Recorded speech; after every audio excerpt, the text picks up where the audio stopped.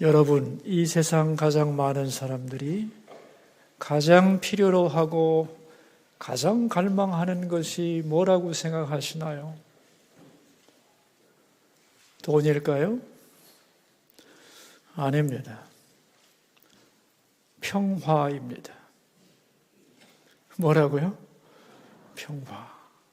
그래서 유엔에서도 21세기의 인류에게 가장 필요한 것, 평화라고 공표를 했습니다. 문제는 이 평화가 어떻게 우리에게 올 수 있느냐 하는 문제인데, 여기에 대해서는 사람마다 많은 방법이 있다고 생각을 하는 거죠. 첫 번째 방법은 평화를 얻으려면 힘이 있어야 된다, 이렇게 생각하는 사람들이 세상에는 가장 많은 것입니다. 목적은 평화인데 경우에 따라서는 이걸 위해 전쟁도 할 수 있다고 생각을 하는 겁니다. 그래서 정치 철학자 마키아벨리는 이렇게 말했습니다. 평화를 얻기 위하여 사람들이 가장 많이 사용하는 방법은 권모술수와 무력과 폭력이다. 그들은 평화를 위해 전쟁을 하고 군비를 확장하고 상대방을 얼마든지 공격하는 겁니다. 그러나 이렇게 해서 진정한 평화를 얻을 수 있느냐? 없죠. 이것보다 좀 월등한 더 나은 평화의 방법이 있는데, 그건 뭐냐면 목적이 평화로워야 한다면 방법도 평화로워야 한다는 거죠. 그래서 평화에 대한 규칙을 만들고 이걸 지키기 위해 노력하고, 그렇지 못할 때는 대화를 통하여 어떻게 하면 서로가 평화로울 수 있는가를 머리를 맞대고 논의하며 고민하는 겁니다. 이러한 타협과 양보와 논의를 통하여 평화를 만들어가는 것은 무력보다 훨씬 더 앞장선 평화의 방법이죠. 이렇게 해서 관계적인 평화를 만들 수 있는 겁니다. 쉽게 말하면 가정에서도 평화가 필요한데 주먹으로 되느냐? 안 되는 거죠. 뒤에 가서 불평한다고 되냐? 안 되는 거죠. 규칙을 만들어 놓고 서로 마음을 터놓고 대화하면서 관계적 평화를 이루어가야 하는 거죠. 그런데 여기에도 관계적인 평화는 얻을 수 있지만 더 깊은 진정한 내면의 평화는 얻을 수 없는 거죠. 가장 깊은 의미의 진정한 평화는 그럼 어떻게 얻을 수 있느냐? 그게 오늘 본문의 주제입니다.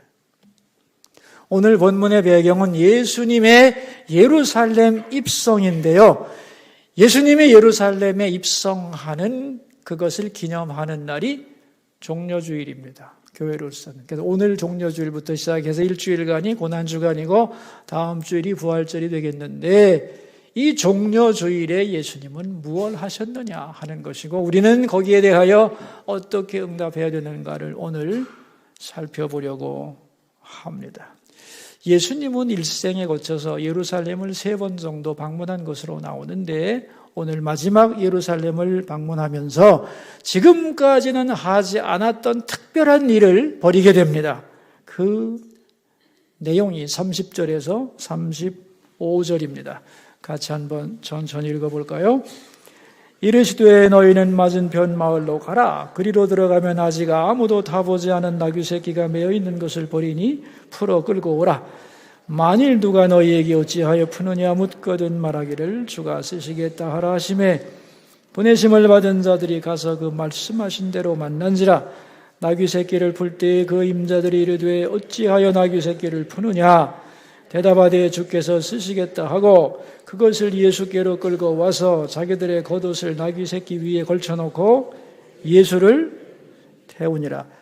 예수님께서 나귀를 가져오라 명령하시고 나귀를 가져오자 그 위에 올라타시면서 내가 이스라엘의 왕이라고 왕의 퍼포먼스를 시작했다는 겁니다.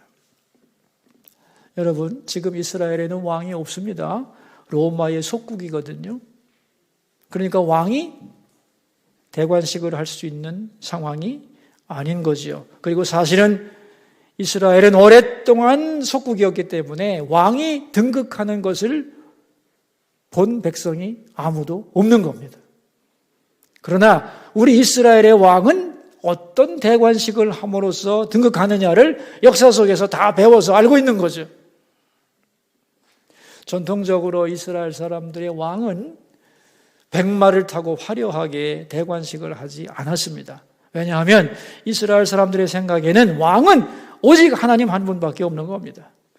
이 지상의 왕이란 그 하나님의 명령을 따라서 백성들을 섬기는 충성스러운 일꾼이며 종이어야 된다고 생각했기 때문에 이를 상징하는 나귀 새끼를 타고 예루살렘에 입성함을 통하여 왕이라고 하는 것을 증명하는 퍼포먼스를 지금까지 해왔던 것이에요. 그런데 왕이 없는 이 나라에 중요한 예언이 등장을 했는데, 오래전에 스가랴 선지자가 어떤 예언을 했느냐 하면 스가랴 9장 9절에서 이렇게 예언을 했습니다. 시온에 따라 크게 기뻐할지어다. 예루살렘에 따라 즐거이 부를지어다. 보라, 내 왕이 내게 임하시나니 그는 공의로우시며 구원을 베푸시며 겸손하여서 나귀를 타시나니 나귀의 작은 것 곧 나귀 새끼니라. 앞으로 이 나라에 진정한 왕이 오실 것인데 그 왕은 나귀 새끼를 타고 예루살렘에 입성하실 것이다라고 하는 예언을 했고, 백성들은 모두 그 예언을 알고 있고 그날이 속히 오기를 갈망하고 있었던 겁니다.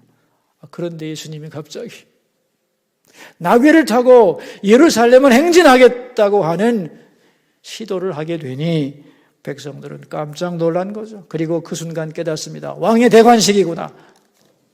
그리고 그 옛날 선지자가 예언했던 예언이 이제 성취되는구나 하고 사람들은 흥분했던 겁니다. 근데 여러분, 지금이 어느 때냐 하면은 6월절 명절을 지키는 때거든요. 6월절이 뭡니까? 출애굽을 기념하기 위해서 이스라엘 백성들이 지키는 이스라엘 최대의 명절이거든요. 모든 이스라엘 남자들이 예루살렘에 다 모여서 그들이 얻었던 자유를 기억하며 하나님께 감사하는 절기를 지키고 있는 겁니다. 그들은 그렇게 모여서 뭘 했느냐?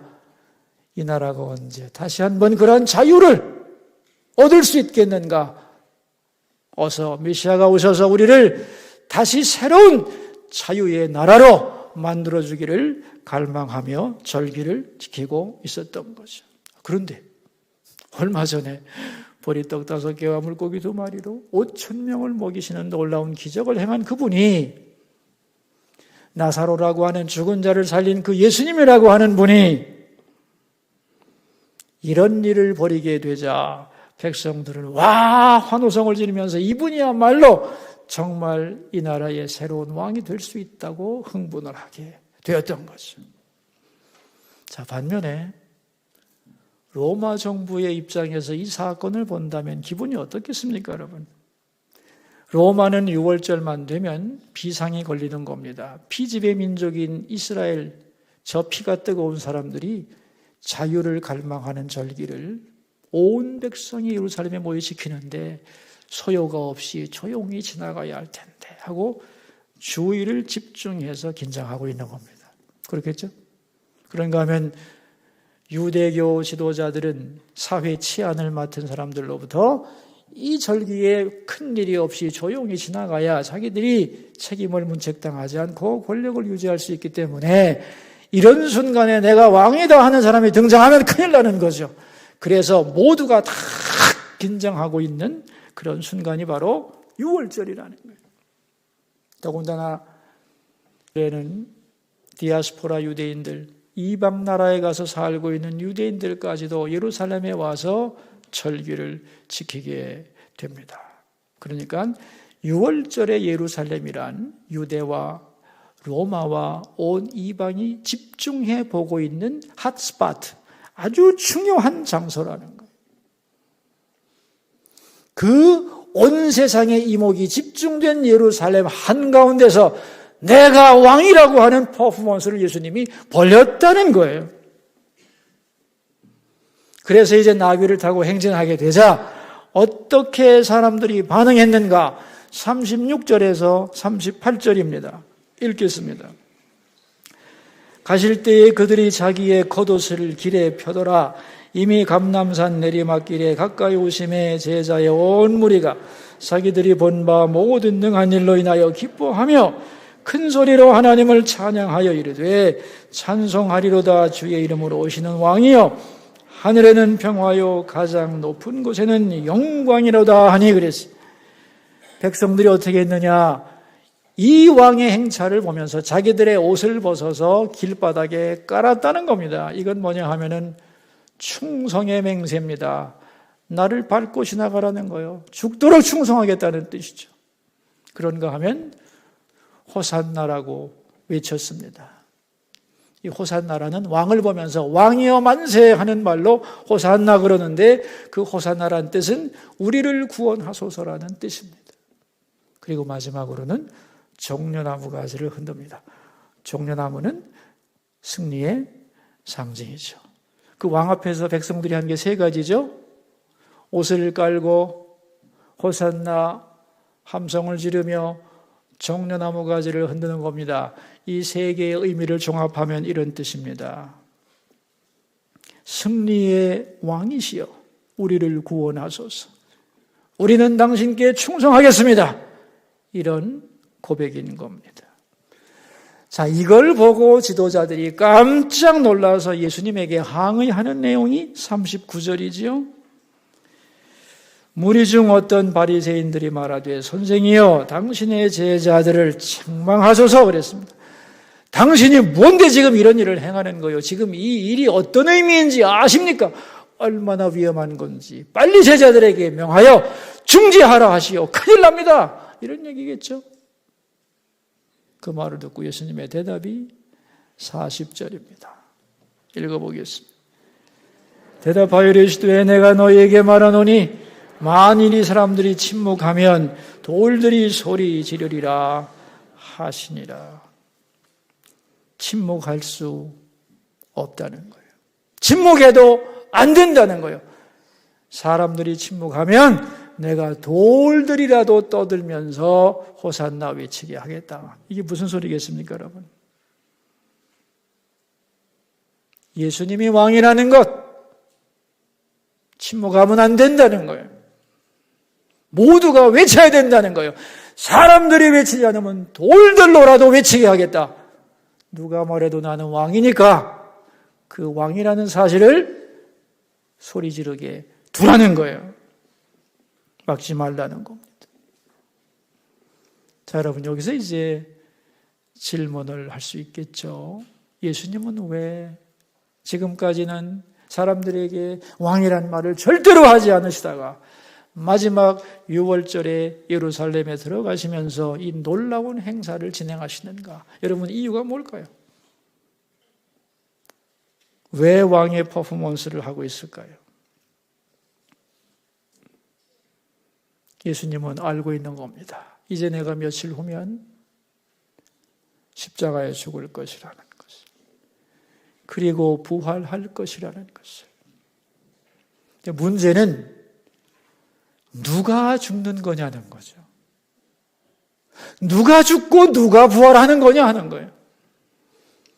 어떤 보통 사람 하나가 범죄자로 몰려서 로마로부터 처형을 당하는 사건이 아니라는 거예요. 이스라엘의 진정한 왕이, 약속된 메시아가 십자가에 죽는 것이고 그것도 너희를 위해, 그리고 부활하는 것이다. 이것을 세상 모든 사람들에게 알리려는 것이 예수님의 의도였던 거죠. 그 사건을 통해서 하고 싶은 말은 바로 이겁니다. 나는 왕이다. 오기로 약속된 메시아다. 이제 내가 너희를 위해 죽을 것이다. 이것을 기억하라는 것입니다. 그리고 이제 행진을 해서 예루살렘 성에 들어와서 예수님은 무엇을 하셨는가? 41절 읽겠습니다.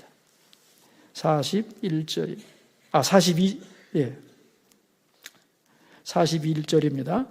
가까이 오사 성을 보시고 우시며 그랬어요. 이제 예루살렘에 들어오자 예수님은 예루살렘 성을 바라보며 눈물을 흘립니다. 자, 이제 또 한 번 우리 질문해 봅시다. 예수님은 왜 우셨을까? 예수님의 눈물의 의미는 무엇일까? 종려주일에 우리가 해야 할 일이 뭐냐 하면 예수님의 눈물의 의미, 그게 뭐냐를 이해하는 것이고 그 눈물에 어떻게 우리가 응답할 것인가가 종려주일에 해야 할 가장 중요한 일이죠. 자, 여러분, 예수님은 왜 우셨을까요? 한번 생각을 해봅시다. 그리고 대답을 시도해 보기를 바랍니다. 왜 예수님은 우셨을까요?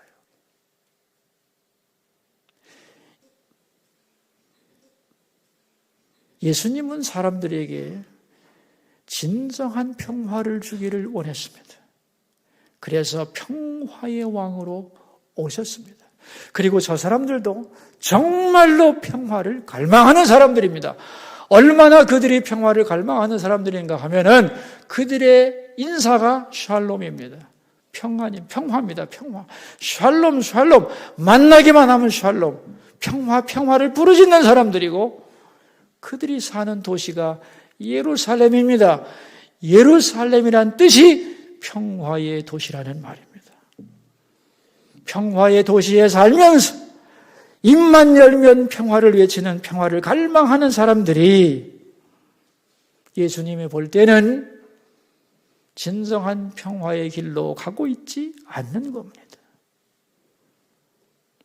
그러므로 그들이 평화의 길로 가지 않기 때문에 어떤 일이 일어날 것인가? 그게 43절과 44절이지요. 읽겠습니다. 날이 이를지라 내 원수들이 토둔을 쌓고 너를 둘러 사면으로 가두고 또 너와 및 그 가운데 있는 네 자식들을 땅에 메어치며 돌 하나도 돌 위에 남기지 아니하리니 이는 내가 보살핌 받는 날을 알지 못함을 인함이니라 하시니라. 평화의 도시 예루살렘이 전쟁으로 인하여 철저히 멸망하고 평화를 갈망하는 너희들이 전쟁의 비극으로 인하여 통곡하며 울리라. 그 모습을 예수님은 바라보며 탄식하고 있는 겁니다. 여러분, 예수님은 안타까워서 울고 있는 거죠. 그리고 지금 예수님의 마음을 분석하면 너무도 고독한 겁니다. 군중 속의 고독이라는 말이 있잖아요. 그죠? 옆에 있는 사람들이 가득하지만 나는 너무 외로워. 지금 예수님 주변에는 많은 사람들이 운집해 있고 예수님을 향하여 환호성을 지르고 있지만 정말 예수님을 이해하고 있는 사람은 한 사람도 없었던 거죠. 제자들도, 백성들도, 지도자들도 아무도 예수님을 이해하지 못했습니다. 그러니까 예수님의 고독은 뼈저린 고독이라고 생각할 수 있죠. 무슨 소리입니까? 그 옆에서는 지금 예수님이 왕이라고 환호하며 충성을 맹세하고 있는데요. 겉으로 볼 땐 그렇죠. 근데 백성들이 원하고 있는 환호성, 왕에 대한 환호성은 예수님이 정치적인 메시아라고 생각했기 때문입니다. 자기들의 소원을 들어줄 왕이라고 생각하고 로마와 겨루어서 로마를 물리치고 독립된 국가를 만들어주고 번영한 국가를 만들어줄 것이라고 기대하고 외치는 환호성입니다. 다시 말하면 우리들의 세속적인 욕망을 성취하여 부강한 나라, 평화로운 나라를 만들어줄 메시아를 기대하며 외치는 소리였기 때문에 예수님은 그 소리가 달갑지 않았던 거죠. 그렇다면 여러분, 예수님은 정말 어떤 분이죠? 그들을 죄와 죽음으로부터 영원히 구원할 영적인 메시아입니다. 참된 구원을 가져다 줌으로써 진정한 평화를 가져오는 분입니다. 근데 사람들은 예수님을 그렇게 보지 않고 자기들의 욕심으로 예수님을 투사시켜서 다윗과 같이 전쟁의 영웅을 기대했습니다. 로마와 싸워 이겨주기를 바랬습니다. 그리고 그렇게 될 때에 우리에게는 진정한 평화가 올 것이라고 그들은 믿었던 것이죠. 자, 이렇게 예수님이 생각하는 각도와 백성들의 각도가 전혀 다른 것을 보고 예수님은 어떻게 표현했느냐? 42절입니다. 함께 읽읍시다. 이르시되 너도 오늘 평화에 관한 일을 알았더라면 좋을 뻔하였거니와 지금 내 눈에 숨겨졌도다. 평화의 길이 너희들 눈에 숨겨졌구나 라고 말씀을 했던 겁니다. 자, 여러분, 여기서 이제 숨겨졌다는 말이 무슨 뜻일까요? 숨겨졌다는 말은 알려줬는데, 가르쳐 주었는데 저쪽이 이해하지 못하고 있다는 얘기입니다. 그렇다면 여러분, 진정한 평화란 뭘까요? 진정한 평화. 하나님과 나 사이에 있는 평화. 그리고 나와 너 사이에 있는 진정한 평화. 그리고 나 자신을 향한 진정한 평화의 내용이 뭘까요? 이 세 가지가 이루어져야 진정한 평화가 아니겠습니까? 그죠? 그런데 이 세 가지는 어떻게 이루어질 수 있느냐? 이 세 가지가 이루어지려면 죄 문제를 해결해야만 하는 겁니다. 하나님과 나 사이에, 너와 나 사이에, 그리고 나 자신의 문제, 이 평화를 위해서는 죄 문제가 해결되어야 되는데 이 문제를 해결하기 위해서 예수님이 오셨고 그 방법은 십자가를 통한 용서였죠. 이것이 하나님이 바라보는 진정한 평화의 길이었던 겁니다. 사람들은 그 길로 가지 않고 있는 거죠. 바라보지도 않죠. 왜냐하면 자기들의 기대와는 다르기 때문에. 이미 하나님은 어떤 메시아가 올 것인가를 예언서에서 다 설명을 해 주었습니다. 전쟁의 영웅으로서의 메시아가 아닌 너희들의 죄를 사하기 위한 메시아라고 선포해 주셨는데 그들은 그게 귀에 들어오지 않았죠. 관심이 없었기 때문에.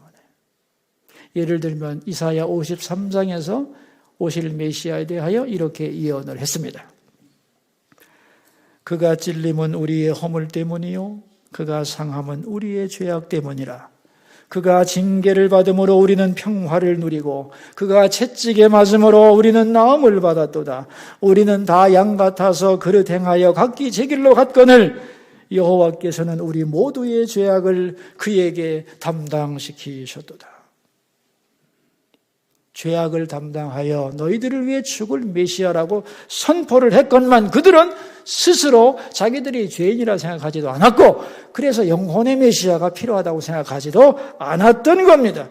반대로 우리 소원을 들어주고 우리에게 자유를 주는 평화를, 정치적 평화를 가져오는 왕을 원했던 것이죠. 그리고 그게 그들이 볼 때는 평화의 길이었던 겁니다. 그러한 그들의 평화의 길을 그들은 끝까지 버리지 않았기 때문에 43절, 44절과 같은 결과를 조금 후에 경험할 수밖에 없었던 것이죠. 이러한 수많은 고난을 당한 뒤에야 진정한 평화의 길을 깨닫게 될 그들이 너무도 안타까워서 예수님은 눈물을 흘렸던 겁니다. 자, 그렇다면 여러분, 이제 새로운 차원의 질문을 한번 해보겠습니다. 여러분, 이제 이 세상의 종말을 맞이하고 끝이 난다면 하나님이 세상을 심판하고 역사를 끝내는 그 종말의 그날에 우리는 어떻게 하면 평화를 누릴 수 있을까요? 그 무섭고 모든 것이 흔들리는 그날에. 아니, 좀 더 쉽게 말한다면은 오늘이 내가 죽는 날이라면 이제 이 세상을 떠나서 하나님 앞으로 가야 하는 그 순간에 나는 어떻게 하면 평화를 누릴 수 있을까요? 그 방법은 뭘까요? 내 소원을 다 이루었다면 그 순간에 평화로울 수 있을까요? 우리나라가 압제하지 않고 자유 국가라면, 그렇다면 평화를 그 순간에도 누릴 수 있을까요? 차원이 다른 것이겠죠, 이것과는. 미국의 유명한 영적 지도자 조이 도우스는 이런 말을 했습니다. 역사의 마지막 그날에 내 죄를 커다란 대자보에 다 기록해서 온 인류가 다 볼 수 있도록 우주의 벽에 걸어놓는다 할지라도 나는 부끄럽지 않을 것입니다.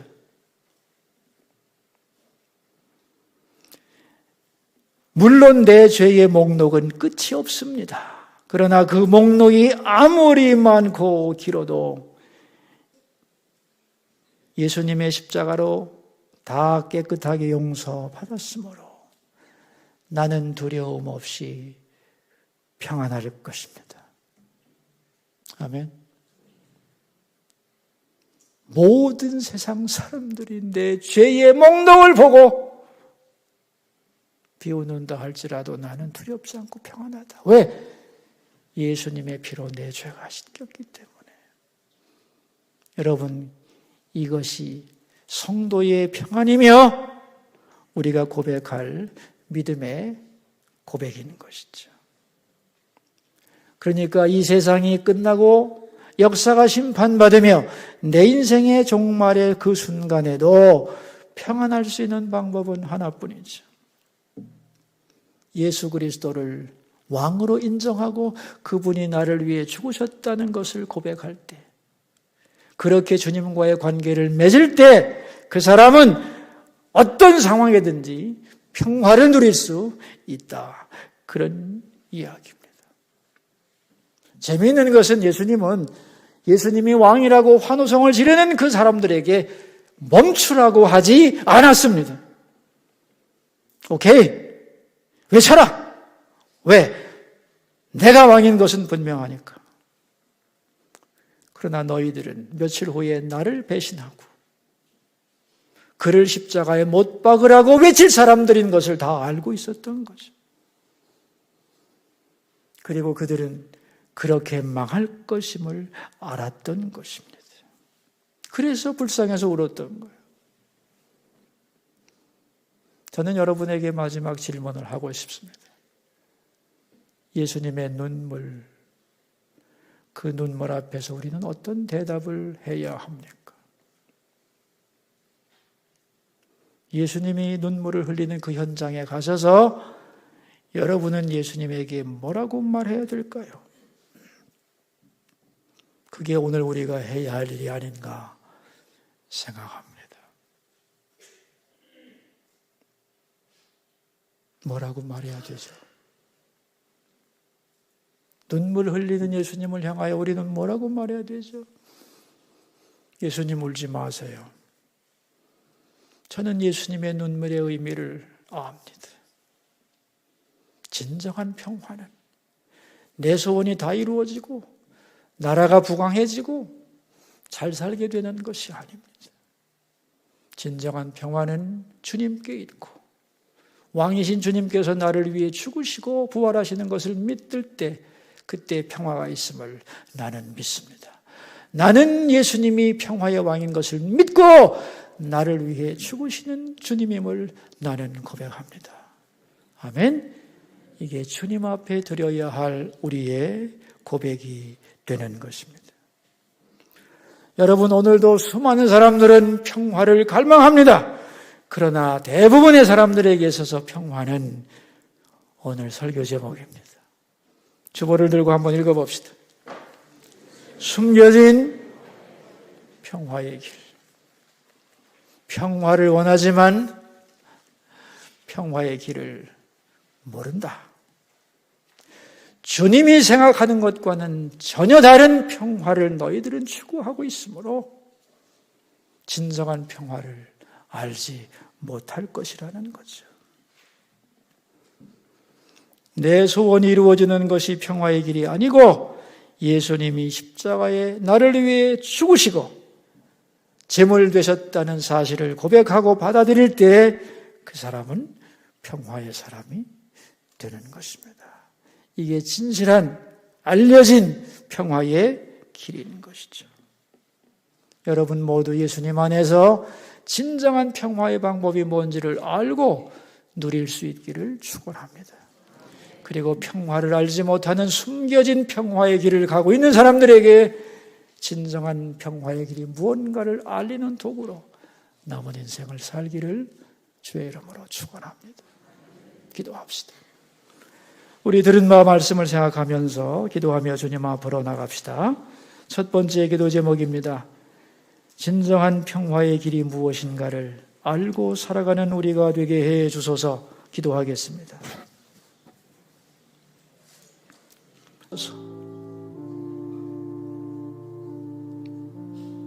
두 번째 기도 제목입니다. 내일부터 일주일 동안 고난주간 특별 새벽 기도가 있습니다. 예수를 믿는다는 것, 이 의미를 잘 배우는 기회가 되게 해 주소서. 기도하겠습니다. 살아계신 하나님, 사람들은 평화를 원하고 필요로 하지만 평화의 길은 숨겨져 있다고 탄식하신 주님, 오늘도 죄 문제 해결 없는 평화와 행복의 길을 위하여 얼마나 많은 사람들이 수고하고 몸부림치며 노력하는지 모릅니다. 그러나 그것이 얼마나 허무한 것인지 알게 해주시고 예수님의 십자가 안에만 구원의 길이 있고 참된 평화의 길이 숨어 있음을 분명히 알고 살아가는 주의 백성들이 다 되게 해 주옵소서. 그리고 우리 모두 진정 그 평화를 누리는 사람들이 되게 하옵소서. 존귀하신 예수님의 이름으로 기도하옵나이다. 아멘.